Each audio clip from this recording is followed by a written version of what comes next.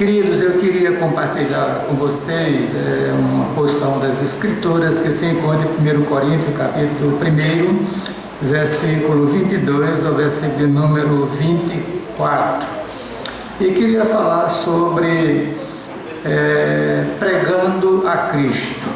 Quais as razões que levaram Paulo a enfatizar esse tema como central em suas pregações, em suas ministrações? E eu vou apresentar algumas razões aqui nesta noite, baseadas nas Escrituras, que com certeza vão servir para a edificação espiritual dos irmãos. E se porventura tiver alguém aqui ainda no santuário que não professa a fé em Cristo de todo o seu coração, então nesta noite ele vai ouvir uma palavra que poderá trazer esclarecimento nesta área também. Diz assim a palavra do Senhor: porque os judeus, estou lendo o capítulo 1 de 1 Coríntios, versículo 22 a 24, porque os judeus pedem sinal e os gregos buscam sabedoria, mas nós pregamos a Cristo crucificado, que é escândalo para os judeus e loucura para os gregos. Mas para os que são chamados, tanto judeus como gregos, lhes pregamos a Cristo, poder de Deus e sabedoria de Deus. Que Deus se digne a ministrar ao nosso coração a sua santa e bendita palavra. Feche os olhos e peça a Deus graça e misericórdia nesta noite, que Ele fale o seu coração enquanto eu falo aos seus ouvidos, porque pregador nenhum tem a capacidade de falar o coração de ninguém. Ele fala aos ouvidos das pessoas através da voz, amplificada por algum sistema de som, quando houver, mas aí na sua alma, no seu coração, que ministre o Espírito de Deus que está presente aqui nesta reunião, conforme a promessa que Jesus fez à sua igreja.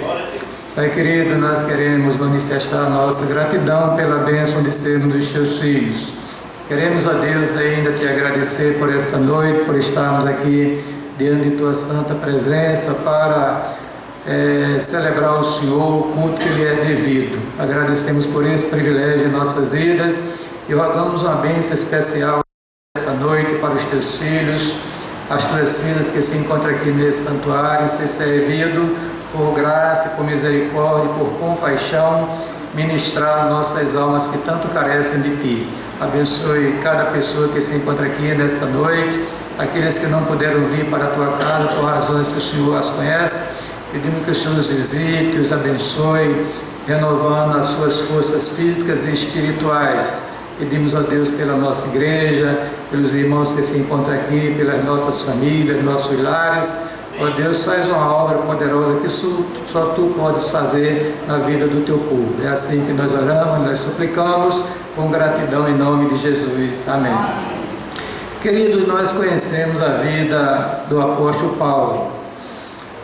Conhecemos a experiência que ele teve com Cristo no caminho de Damasco, quando ele ia perseguir a igreja do Senhor que se encontrava naquela cidade. E Deus graciosamente o alcançou naquele caminho de maneira toda especial, e a partir daquela experiência que ele teve com Cristo, tudo mudou na vida daquele homem, e para melhor.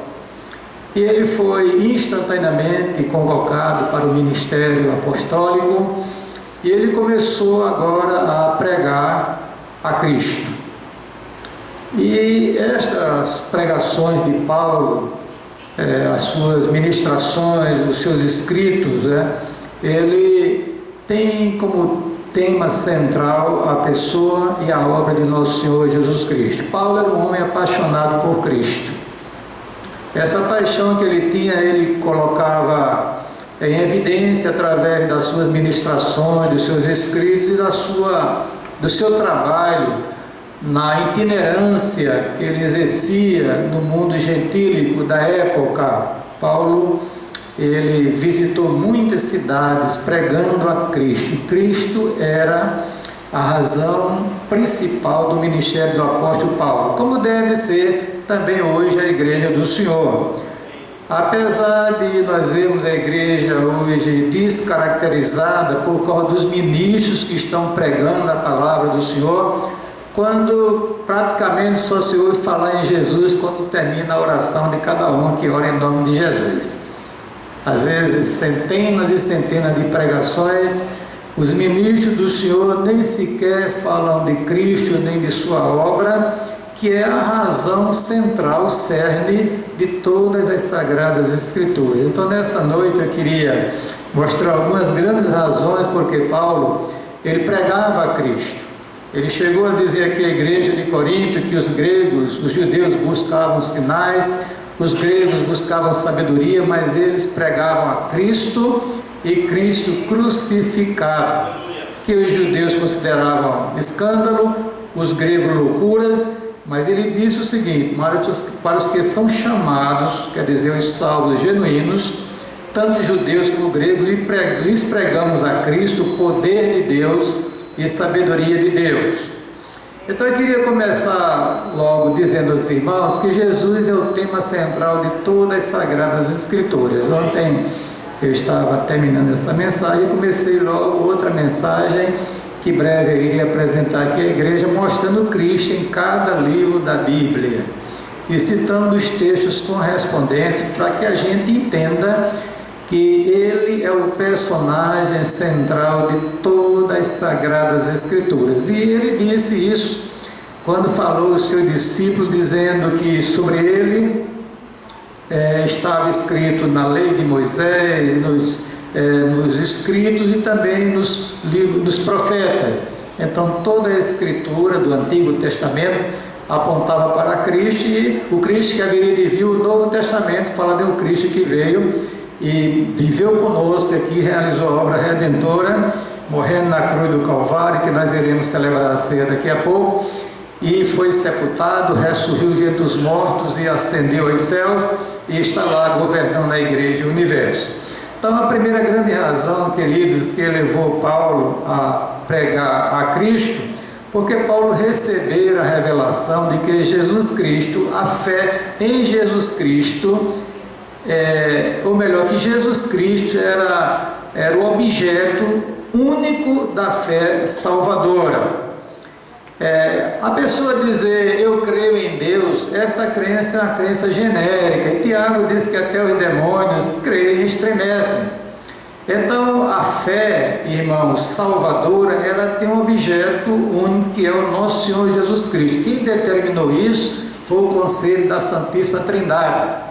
Então a igreja precisa entender que Jesus é o objeto da fé salvadora. Então Paulo, nas suas pregações, ele queria levar as pessoas à fé em Cristo. Por quê? Porque Paulo sabia que através da fé em Cristo a salvação alcançaria as pessoas. Bendito seja o nome do Senhor.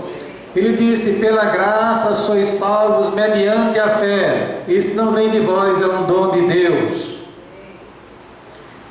Paulo também, nesta linha de direção, ele dizia que a fé em Cristo gerava a vida eterna, citando nosso Senhor Jesus Cristo em diversas ocasiões.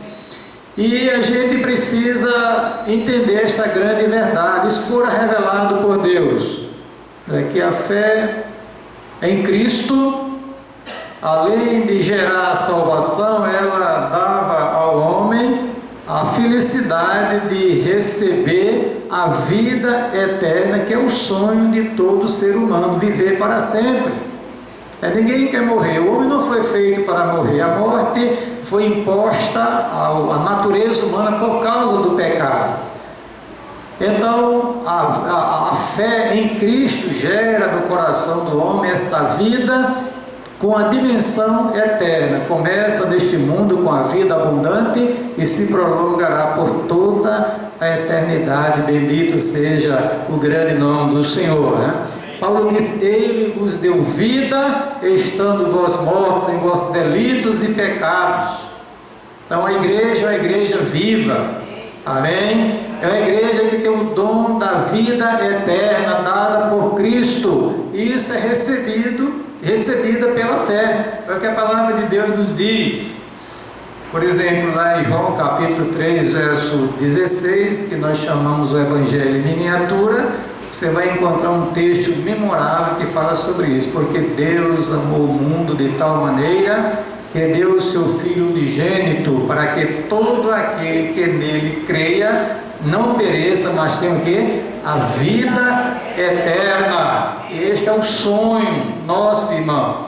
A gente ter consciência e ter assim esta compreensão e a certeza de como, quando partirmos deste mundo, partiremos para a presença de Deus, para usufruir desta bênção. Bendito seja o nome do Senhor, que irá se configurar na sua plenitude no grande dia da volta de Jesus e a ressurreição dos mortos, com corpos glorificados. Lá em João capítulo 20, verso 31, o escritor diz que todos os sinais que foram registrados no Evangelho de São João tinham uma finalidade. Qual era? Era gerar a fé salvadora no coração das pessoas. Esses sinais foram escritos para que creasse que Jesus é o Cristo, o Filho de Deus, e para que crendo tenha vida em seu nome. Amém? Paulo também, irmãos, ele entendia por revelação divina que esta fé em Cristo, ele gerava a justificação. Quer dizer, Deus, ao olhar para você nesta noite, ele vê a justiça de Cristo imputada a você, como se você nunca tivesse pecado. Você está aperfeiçoado em Cristo pela fé, conforme diz a santa palavra do Senhor. Deus não irá mais se lembrar dos teus pecados, das tuas falhas. É por isso que Paulo diz: nenhuma condenação há para os que estão em Cristo Jesus. Foram justificados pela fé e eles têm paz com Deus. Bendito seja o nome do Senhor. Mas Paulo também entendia que esta fé em Cristo gerava vitória na vida do cristão. A vida do cristão é uma vida vitoriosa, apesar dos percalços que nós enfrentamos aqui.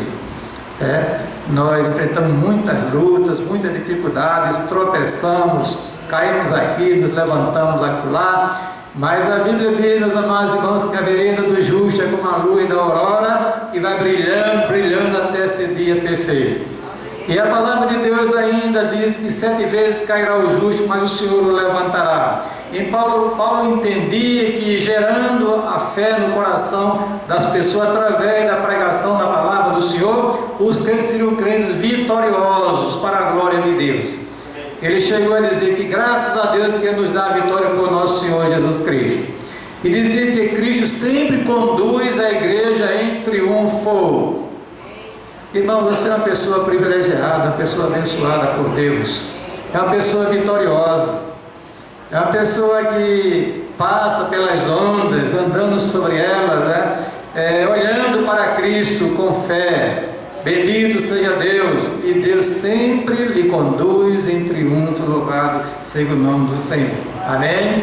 E São João, corroborando as palavras de Paulo, ele dizia o seguinte: quem é que vence o mundo, senão aquele que crê que Jesus Cristo é o Filho de Deus? Esta é a vitória do cristão, a nossa fé. Então Paulo pregava a Cristo com essa finalidade. Ele entendia que a fé em Cristo, bem aplicada, bem objetiva, gerava salvação, vida eterna, gerava vitória, gerava justificação e outras coisas que a palavra de Deus nos revela.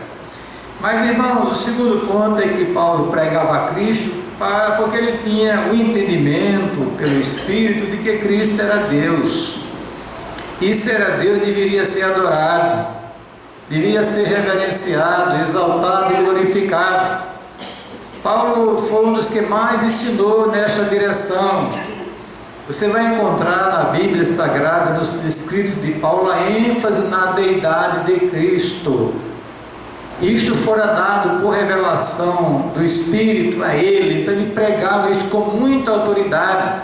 Ele pregava numa sociedade, irmãos, que era politeísta da época, à exceção dos judeus, que eram monoteístas, mas o mundo gentil, que era um mundo politeísta, eles adoravam diversos deuses, mas Paulo centrava, Paulo mostrava que Jesus, o Filho de Deus que encarnara, vivera conosco, que morrera na cruz, ressuscitara dos mortos, ascendera aos céus, era Deus, e era digno de toda honra, toda glória e todo louvor. E a igreja tem, irmãos, inúmeras razões para tributar louvores a Cristo.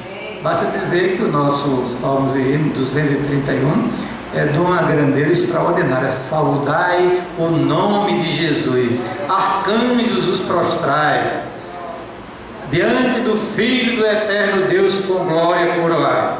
Então, irmãos, Paulo, nas suas pregações, ele levava as pessoas a esse profundo sentimento de adoração a Cristo, mostrando que Cristo era Deus.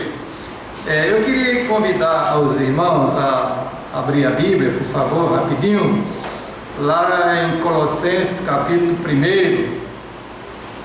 ele disse assim no versículo 15 a 16, preste bem atenção, porque é a palavra do Senhor que está sendo mencionada nesta noite, sendo citada, sendo proclamada, para que você tenha uma devoção maior a Cristo, amém? E você adore a Cristo de todo o seu coração. Ele diz assim no versículo 15 até 19 do capítulo 1, o qual, Jesus, é a imagem do Deus invisível, o primogênito de toda a criação, porque nele foram criadas todas as coisas que há nos céus e na terra, visíveis e invisíveis, sejam tronos, sejam dominações, sejam principados, sejam potestades, tudo foi criado por ele e para ele. E ele é antes de todas as coisas subsistem por ele. E ele é a cabeça do corpo da igreja, é o princípio e o primogênito dentre os mortos, para que em tudo tenha primazia, proeminência. Aí diz aqui no versículo 19, porque foi do agrado do Pai que nele habitasse toda a plenitude da divindade. Amém, irmãos? Aí lá no capítulo 2, verso 9, Paulo diz, nele habita toda a plenitude da divindade. Então Paulo tinha essa finalidade, esse propósito em suas pregações acerca de Cristo, para mostrar às pessoas, conscientizá-las de que Cristo é o Filho de Deus e digno de toda honra, toda glória e toda celebração. Bendito seja o grande e glorioso nome do Senhor. Amém? O terceiro ponto, irmão, dessa reflexão, Paulo pregava a Cristo para conscientizá-los que Jesus Cristo é o Senhor e que as pessoas deviam se submeter ao seu senhorio, obediência a Cristo. Paulo enfatizou muito essa questão. Ele disse que queria trazer todas as pessoas submissas a Cristo, porque Cristo é o Senhor, Kyrios, é o Deus que controla todas as coisas. Bendito seja o nome do Senhor. A minha vida, a sua vida, a nossa vida, na visão de Paulo, na visão paulina, ela está toda sob o controle absoluto de Jesus Cristo, o Senhor da glória. Bendito seja o grande nome do Senhor. Amém, irmãos? Veja o que diz a palavra do Senhor lá no livro de Filipenses, capítulo 2, quando ele fala sobre o senhorio de Cristo, ou melhor, os estados de Cristo. Ele fala sobre o estado de humilhação de Cristo e depois ele fala sobre o estado de exaltação de Cristo. E quando ele fala sobre a exaltação de Cristo, ele diz o seguinte no versículo 9 do capítulo 2 da sua carta aos Filipenses: pelo que também Deus o exaltou soberanamente e lhe deu um nome que é sobre todo outro nome, para que ao nome de Jesus se dobre todos os joelhos que estão nos céus, os anjos, arcanjos e querubins. Aí já estou abrindo espaço. O texto diz que estão nos céus, e na terra e debaixo da terra, e toda língua confesse que Jesus Cristo é Senhor, para a glória de Deus Pai. Amém? Então, submisso a Cristo estão os anjos, os homens e todos. Jesus Cristo é Rei, é Senhor dos senhores, Rei dos reis. Ele controla a igreja é o seu corpo, Ele é a cabeça da igreja. Nada acontece na vida de um crente, do servo de Deus, se Jesus não permitir, ou se Ele não ordenar que aconteça, irmãos. Você está guardado debaixo deste poder, desse Senhor extraordinário, a quem pertence todas as coisas. Paulo diz, porque dele, por ele e para ele são todas as coisas. E Jesus governa as nossas vidas, bendito seja o nome do Senhor. Mas pastor, eu não percebo, mas precisa abrir os olhos espirituais, irmãos, porque Paulo tinha esse assunto bem vivo em sua mente, dentro do seu coração. Ele falava que Jesus Cristo é Senhor, para a glória de Deus Pai, a quem todos deviam se submeter aos seus ensinamentos e à sua santa e bendita palavra. E às vezes a gente encontra tantos crentes desobedientes no meio da igreja. Tantos crentes que para ir numa direção tem que correr atrás de profecias, atrás de revelações dos profetas que existem neste mundo. Não tenho nada contra a profecia nem revelação, desde que esteja de acordo com a santa palavra de Deus. Mas Cristo governa a igreja através de sua palavra. Amém? Governa a igreja através de sua palavra e do seu Espírito. Quem professa a fé em Cristo tem que obedecer à santa palavra do Senhor. É o que está acontecendo hoje, uma insubordinação generalizada no segmento evangélico deste país. Ninguém quer mais obedecer à autoridade. A igreja está sendo seduzida pelo espírito deste mundo da desobediência, contamina a igreja, e muitos amados irmãos estão transgredindo a palavra de Deus porque não querem se submeter ao que Cristo revelou em sua palavra, que é a sua ordem para o viver da igreja. E as coisas vão piorar mais ainda. Já tem pastores que aceitam o casamento homossexual e até os faz. Pastores que não estão mais nem preocupados com a questão de aborto, com a questão moral, ética, no meio da igreja, e hoje o povo não se parece, está se parecendo muito com as pessoas deste mundo, porque não se submetem ao senhorio de Cristo através de sua santa e bendita palavra.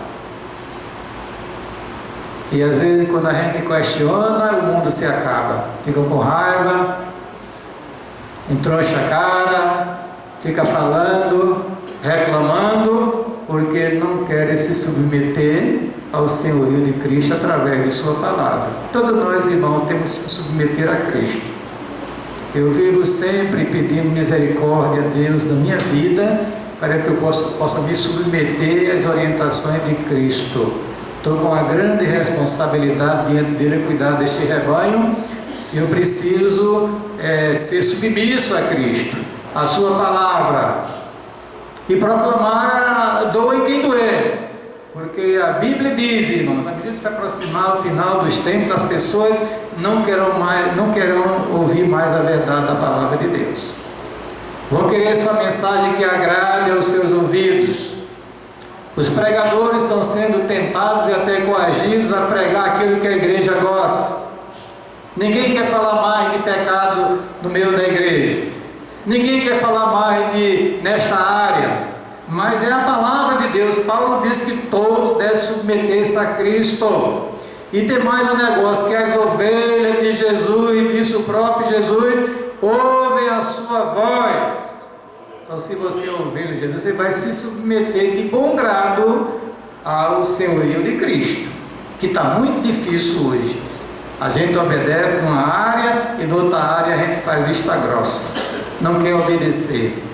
Somos caprichosos, andamos segundo o ditame de nossa consciência pecaminosa, inclinada naturalmente ao pecado, quando nós nos deveríamos submeter ao senhorio de Cristo, porque Ele é Senhor da igreja. Bendito seja o nome do Senhor, a quem todos devem obediência e submissão, segundo a sua santa e bendita palavra. E para terminar, irmãos, Paulo pregava Cristo para levar os crentes a serem testemunhas de Cristo. Paulo não queria que a mensagem ficasse apenas circunscrita à vida da pessoa que for alcançada por ela.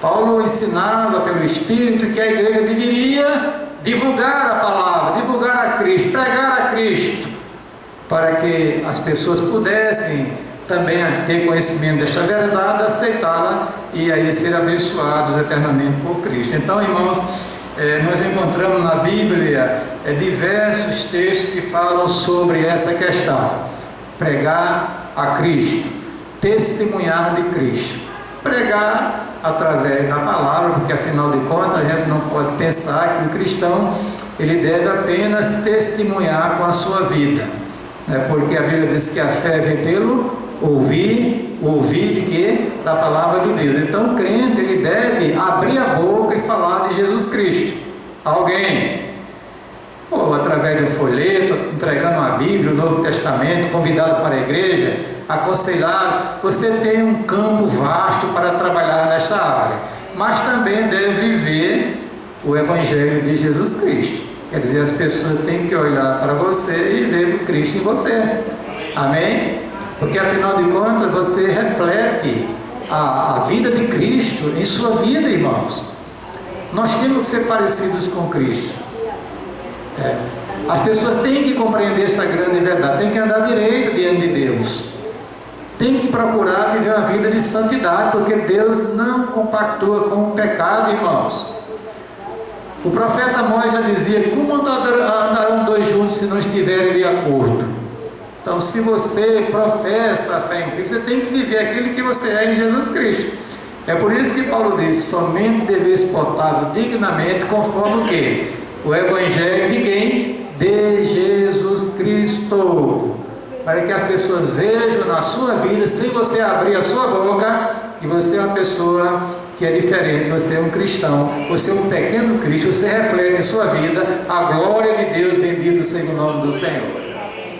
A Bíblia fala, estou encerrando já minhas palavras para celebrar a ceia, de um homem, um servo de Deus, que ele, na sua itinerância, ele passava numa cidade chamada Sunem, e ali uma mulher começou a observar a vida daquele homem, careca, nada contra os carecas, disseram que ele era careca, né? Disseram que Eliseu era careca, viu? É a Bíblia que diz.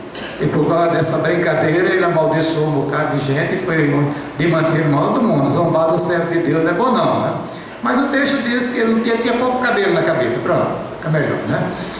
E a Bíblia diz que aquela mulher curiosa, observando, ela disse: marido, venha cá, eu tenho observado que este homem é um santo homem de Deus. E a Bíblia não fala que Eliseu falou, que Eliseu profetizou, que Eliseu cantou na frente dela. Apenas o seu porte, a sua compostura, a sua maneira de andar, de olhar, ela chegaram à conclusão que aquele homem era um santo homem de Deus, bendito seja o nome do Senhor, e resolveu, como ela era rica, junto com o seu marido, preparar um quartinho para o profeta nas suas itinerâncias. Quando chegasse naquela cidade, tinha um lugarzinho para acolher, tinha uma cama, tinha uma mesa, uma cadeira e um candeeiro para poder se acolher quando fosse nas suas viagens itinerantes, pregando a palavra do Senhor. Amém? Então, queridos, Paulo disse: nós pregamos a quem? A Cristo. Outros pregam o que quiserem, mas nós temos a obrigação de pregar a Cristo. Para quê? trazer as pessoas à fé nele para serem salvas, perdoadas, justificadas, receber a vida eterna, serem reconciliados com Deus, e por aí tem uma gama de bênçãos que alcança as pessoas que, quando de coração creem em nosso Senhor Jesus Cristo. Paulo pregava para levar as pessoas a adorar a Cristo, porque Paulo dizia: Ele é Deus. Paulo pregava a Cristo para trazer as pessoas para o seu controle, para o seu senhorio, né? Porque Cristo governa a igreja e o universo. Bendito seja o nome do Senhor. Amém? E por fim, Paulo pregava a Cristo para levar os irmãos da igreja a continuarem divulgando as palavras de Cristo, as palavras redentoras do nosso grande Senhor Jesus Cristo. Queridos, eu estou apaixonado por Cristo, cada dia mais. Eu estou ensinando a disciplina no STEC, Teologia do Antigo Testamento, e existe diversas abordagens desta disciplina, mas Deus me levou a preparar um trabalho sobre o personagem central de toda a revelação do Antigo Testamento: Cristo. Cristo em Gênesis, em Êxodo, em Levítico, Número, Deuteronômio, Josué, Juízes, Ruth, 1 Samuel, 2 Samuel e assim por diante. Jesus é o ponto central. Bendito seja o nome do Senhor, né? Você precisa ser apaixonado por Cristo. Você é um servo, você é um cristão. Amém? Então vivamos aquilo que nós somos em Jesus Cristo. Que Deus se diga nos abençoar nesta noite com essa reflexão em nome de Jesus. Amém.